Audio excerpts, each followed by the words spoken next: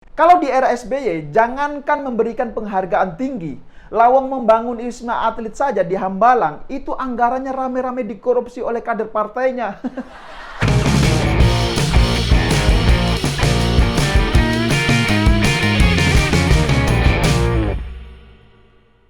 Ya, jumpa lagi dengan saya, Yusuf Muhammad. Saya harus menyampaikan banyak terima kasih kepada seluruh atlet-atlet kita yang sudah berjuang mengharumkan nama bangsa Indonesia di kancah dunia internasional. Terutama saat kemenangan yang berhasil diraih oleh Indonesia semalam di ajang Piala Thomas Cup 2020. Nah, perlu diketahui, di ajang Piala Thomas Cup, Indonesia ini terakhir kali menjuarai turnamen Supermasi bulu tangkis bergu putra ini pada tahun 2002. Jadi sudah 19 tahun lamanya penantian kejuaraan Piala Thomas Cup ini dinantikan oleh rakyat Indonesia. Nah, jangan tanya kenapa 10 tahun era SBY Indonesia ini tidak bisa menjuarai Piala Thomas. Ya tahu sendiri kan, saat itu SBY ini sibuk bikin album lagu. Ya sebenarnya bukan hanya persoalan sibuk bikin album lagu saja sih. Tapi memang atlet-atlet kita di era SBY ini kurang mendapatkan apresiasi kalau menurut saya. Selain itu, Menporanya saat itu juga tidak hafal lagu Indonesia Raya. Coba bayangkan, Menporanya ini tidak hafal lagu kebangsaan kita. Nah, saya tidak tahu apakah saat itu memang nervous atau gimana ya. Yang jelas pada saat itu Menporanya ini tidak hafal lagu kebangsaan Indonesia Raya. Nah, sekedar informasi saja, di era SBY, atlet peraih emas pada Olimpiade Athena 2004 ini mendapatkan hadiah 1 miliar rupiah.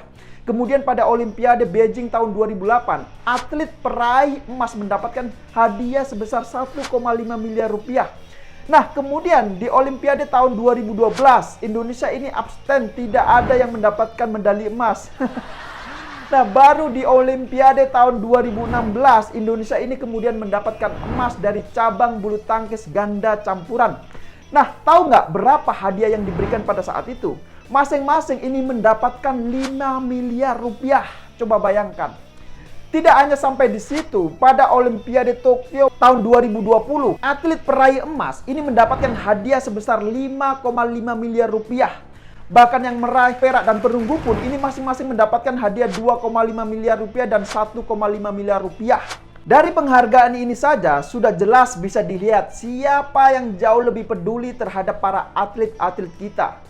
Nah, di era Jokowi, para atlet ini jelas mendapatkan penghargaan yang jauh lebih tinggi ketimbang di era SBY. Kalau di era SBY, jangankan memberikan penghargaan tinggi, lawang membangun Wisma Atlet saja di Hambalang, itu anggarannya rame-rame dikorupsi oleh kader partainya. Nah, balik lagi ke persoalan Piala Thomas Cup 2020. Perlu diketahui bahwa kesuksesan yang diraih oleh Jonathan Christie dan kawan-kawannya ini di ajang Piala Thomas itu telah menambah daftar keunggulan rekor tim bulu tangkis putra Indonesia menjadi 14 kali, atau yang terbanyak sepanjang sejarah turnamen ini digelar sejak pada tahun 1949 di Preston, Inggris. Tapi sayang sekali, kemenangan Indonesia di ajang Piala Thomas ini terasa kurang sempurna kalau menurut saya. Kenapa? Ya karena bendera Indonesia ini dilarang untuk berkibar dan digantikan bendera PBSI. Ini disebabkan sanksi terkait persoalan laporan hasil tes doping. Jadi pihak Lembaga Anti Doping Indonesia atau LADI ini tidak memenuhi tanggung jawab laporan hasil sampel tes doping tahun 2020 dan 2021 kepada pihak Badan Anti Doping Dunia atau WADA. Itulah yang menyebabkan akhirnya Indonesia disanksi dan tidak bisa mengibarkan bendera merah putih saat Indonesia ini menjuarai Piala Thomas Cup 2020 di Denmark kemarin ini. Harus diketahui bahwa untuk ajang kejuaraan olahraga tingkat internasional itu tidak mudah. Ada banyak sekali persyaratan dan aturan yang ketat yang harus dipenuhi. Termasuk laporan soal tes doping plan atau TDP. Nah, mungkin masih ada yang belum tahu apa sih doping itu.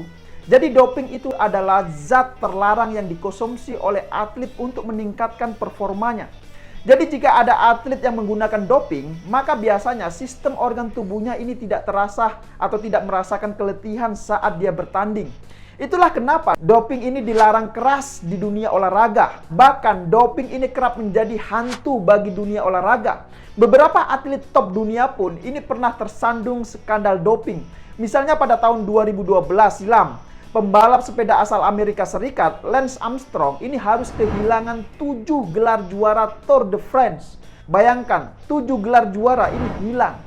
Saat itu, Badan Anti-Doping Amerika Serikat atau USADA ini mencopot 7 gelar Tour de France milik Armstrong sejak tahun 1999 hingga 2005. Coba bayangkan, 7 gelar dicabut gara-gara doping. Tak hanya kehilangan 7 gelar juara yang ia raih secara berturut-turut, Lance Armstrong ini juga dijatuhi hukuman dilarang bertanding seumur hidup. Bayangkan, dilarang bertanding seumur hidup. Luar biasa keras kan hukuman terkait persoalan doping ini. Dan kalau dilihat sejarahnya ya, banyak juga kok atlet lain yang tersandung kasus doping. Misalnya, mantan pelari Amerika Serikat Marion Jones. Dia ini adalah atlet yang berhasil menyabet 3 gelar medali emas di ajang Olimpiade Sydney tahun 2000. Nah, 7 tahun berselang, Jones ini membuat pengakuan mengejutkan bahwa sebelum Olimpiade, ia menggunakan asteroid yang termasuk jenis doping. Akibatnya, Marion Jones ini dijatuhkan hukuman larangan bertanding selama 2 tahun dan semua pencapaiannya sejak tahun 2000 ini harus dikembalikan, termasuk semua medali emas, poin, dan hadiah uang. Bayangkan, begitu kerasnya pelanggaran atau sanksi yang diterima terkait permasalahan doping ini. Dari sejarah ini semua, ini menjadi bukti bahwa kasus doping dalam ajang olahraga internasional ini tidak bisa dianggap sepele. Ini sekaligus menjadi peringatan keras buat Indonesia yang mendapatkan sanksi terkait kasus doping ini.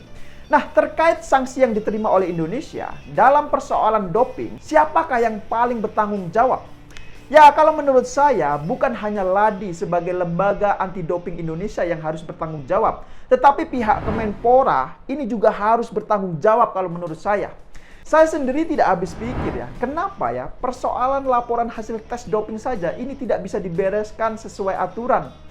Ini jelas sangat disayangkan kalau menurut saya, karena Indonesia ini akhirnya harus mendapatkan sanksi oleh pihak WADA dan gak bisa mengibarkan bendera Indonesia. Masih beruntung kemarin ini bisa memutar lagu Indonesia Raya. Coba kalau enggak, kemenangan yang kita raih di Piala Thomas Cup 2020 ini akan terasa hampa sekali kalau menurut saya.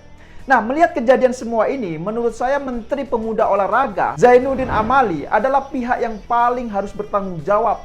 Adanya persoalan ini menunjukkan betapa buruknya administrasi dan komunikasi di internal Kemenpora. Pantas saja jika kemudian Kemenpora ini rame-rame dihujat oleh netizen. Ya, bagaimana tidak dihujat ya? Ngurusin soal beginian saja, mereka ini tidak bisa. Lah terus disuruh apa? Nah, lagian ya, apa susahnya sih melaporkan hasil tes doping kepada pihak Badan Anti-Doping Dunia? Itu kan kerjaan yang sangat mudah sekali kalau menurut saya. Itu kan soal administrasi saja, dan saya rasa itu sangat mudah untuk dipenuhi jika ada komunikasi yang baik antar lembaga. Ini kesalahan yang sangat fatal kalau menurut saya. Sanksinya ini harus dipecat dari jabatan Menpora. Coba bayangkan, para atlet ini sudah bekerja keras, latihan bertahun-tahun. Mereka sudah berhasil meraih medali emas di ajang Piala Thomas Cup yang dinantikan sejak 19 tahun lamanya. Tapi apa? Bendera Indonesia ini tidak bisa berkibar akibat sanksi dari Badan Anti-Doping Dunia atau WADA. Ini kan sangat memalukan sekali, dan ini tidak bisa dibiarkan kalau menurut saya. Jadi melalui video ini, tolong Pak Jokowi, jika memang tidak becus, pecat sajalah Menpora RI. Kita harus belajar soal ketegasan dari WADA yang memberikan sanksi terhadap kontingen atlet Indonesia. Jangan lagi ada toleransi buat pihak-pihak yang memang tidak serius dalam mengurusi dunia olahraga dan atlet-atlet kita.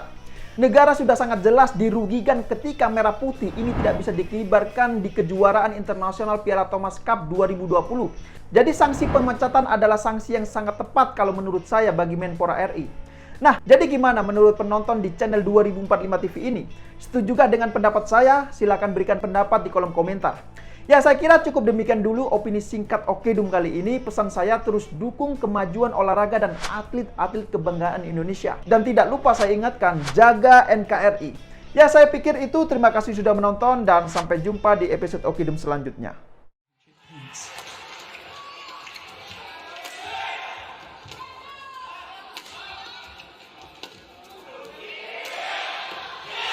The 19-year wait is over.